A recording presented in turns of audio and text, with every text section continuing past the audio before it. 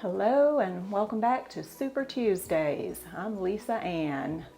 Today I'm going to be making a shrimp Creole soup, which we will serve over rice. So follow along with me. I'm going to be using my big number 10 cast iron Dutch oven because I've got company coming tonight and I want to make plenty. So the first thing I'm going to do is turn this on about medium high, and I've got here about 8 or 9 slices of bacon diced up.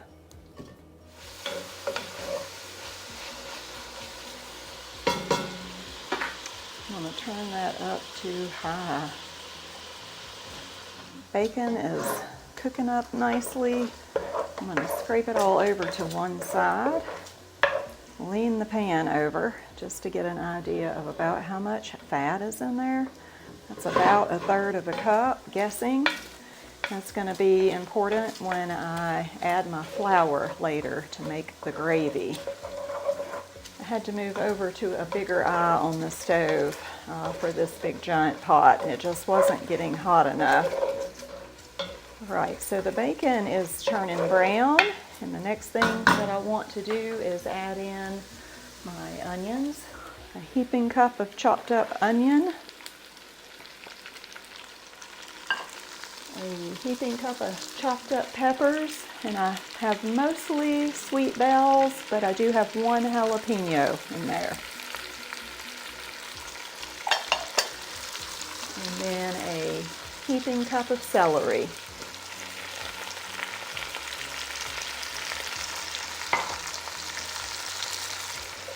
Cook those until they're tender. Isn't that beautiful? All right, while these veggies are tenderizing, I'm going to go ahead and add some seasonings.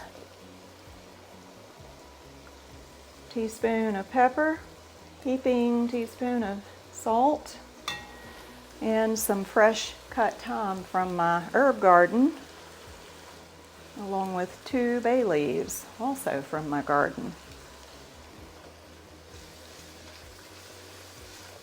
All right, the veggies are tender. I'm going to add in 1/3 cup of flour. Let that flour absorb the bacon fat and get really thick. Maybe let it brown just a little, like making a roux, because that's what you're doing. Turn the fire back up on medium high. All right, it's sizzling pretty good, so I'm going to add some chicken broth. And this is some of our homemade chicken broth. It's got some chicken bits in it, which I don't want in here, so I'm going to strain it. And to that, I'm also going to add 2 cans of diced tomatoes.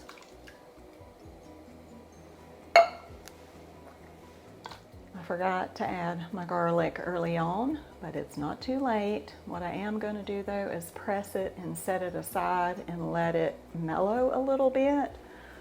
So press, there's some juice coming out of there. Set it on the cutting board. And I also want to add some hotness. So I've got my home canned Tabasco peppers, which I've chopped up about a tablespoonful. They're pretty hot, and I don't want this to be so hot that the children won't enjoy it. I'll taste it in a little bit and maybe add some cayenne pepper. I decided to add 1 more can of diced tomatoes since I'm cooking for so many people. Also, I'm going to squeeze a whole lemon, using my strainer to catch any seeds, and 1 tablespoon of fish sauce. I'm going to go ahead and put the garlic in there. Let me give you another close-up look. You can see it's very thick and bubbly. I had to move it again back to the smaller eye. It was getting a little too hot.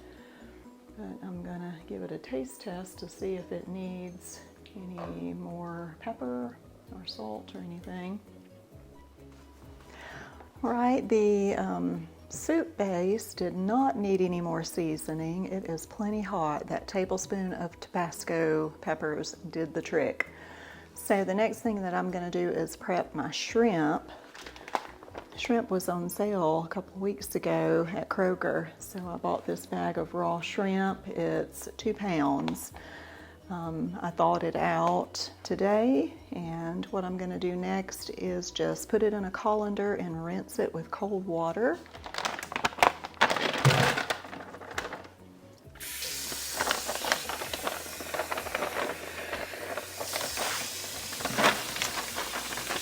Rinse the bag so it won't be so stinky in the garbage.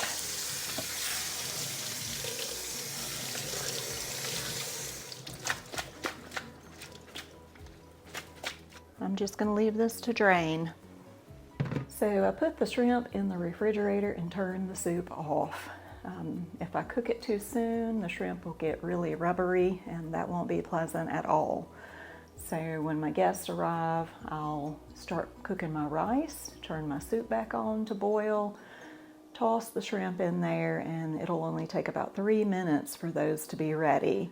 So when I think of shrimp in the Bible, I'm always thinking about what the Bible has to say about things.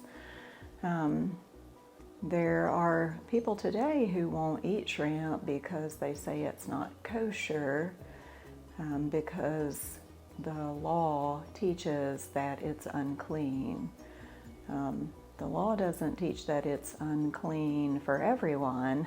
It was just unclean for the Jews because God said it was unclean, and that was in times past. There's a verse in Timothy that tells us how to study the Bible. 2 Timothy 2:15 tells us to study, to show thyself approved unto God, a workman that needeth not to be ashamed, rightly dividing the word of truth. So he tells us to study, and he tells us how, rightly dividing the word of truth. So all the Bible, the whole Bible is the word of truth. But we must divide it, he tells us. So there's right ways to divide it and wrong ways to divide it. But using shrimp as an example, you can show some divisions in the scripture. So I thought we would take a minute and just do that for fun.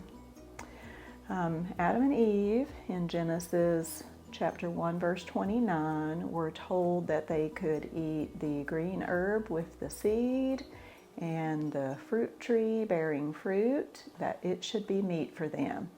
And that's all that they were allowed to eat. That's what God said, and so to eat anything else would be an unholy thing.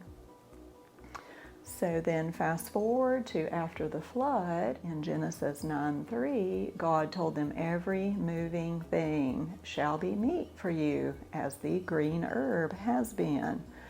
So that meant everything. They could eat everything that moved. That's what God's word said. So they would not offend God by anything that they ate.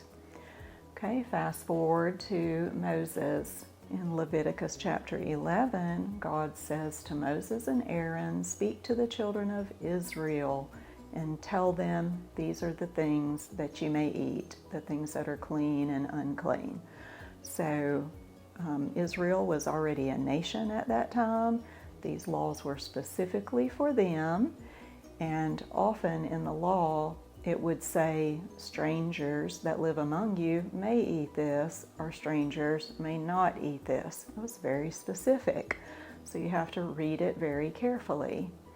So fast forward all the way up through Jesus, his death, burial, and resurrection, and he came back and offered the kingdom to Israel again through the 12 apostles.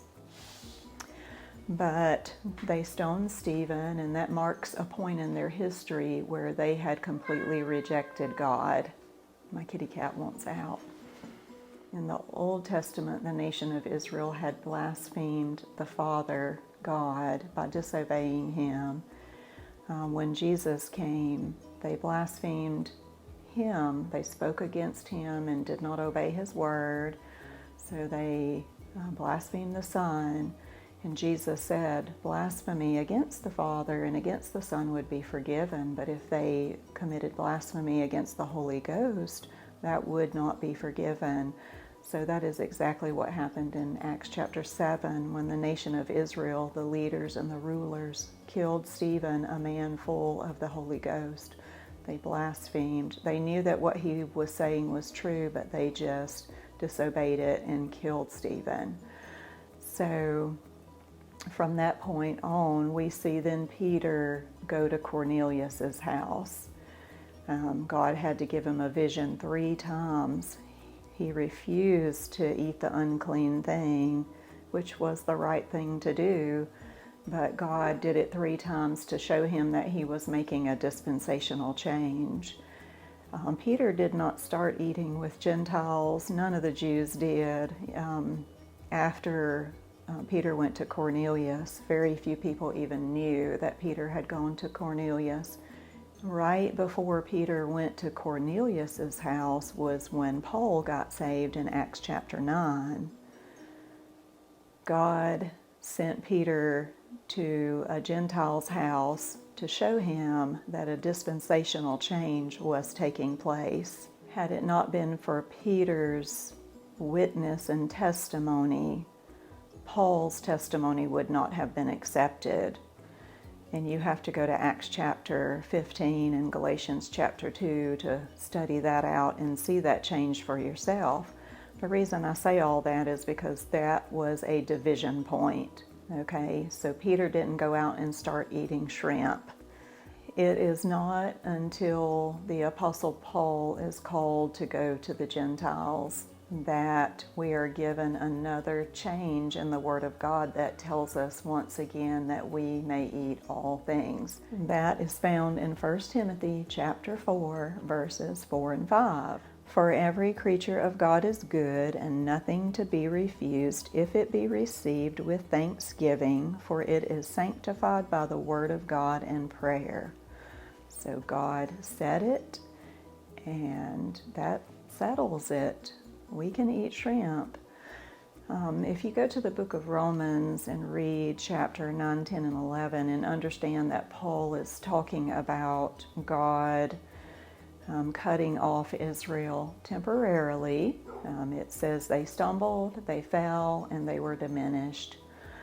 So there was a time period when both Jew and Gentile believers were living together, and the Jews were still keeping the law, Acts 21, 20 and 21. The believing Jews were still keeping the law many years after Jesus returned to heaven. But the Gentiles were allowed to eat anything that they wanted. So there was some friction there between the two, and that's why you read in Romans chapter 14 how the weaker brethren eats only herbs, but those who are strong in the faith eats all things, and both do it unto the Lord. So you are at liberty to eat shrimp, and you should. It's good for you, unless you have allergies, of course. I hope this Bible study has been helpful to you, and I thank you for watching, and I hope to see you again next time. Stick around and watch me finish up this shrimp Creole soup on Super Tuesday.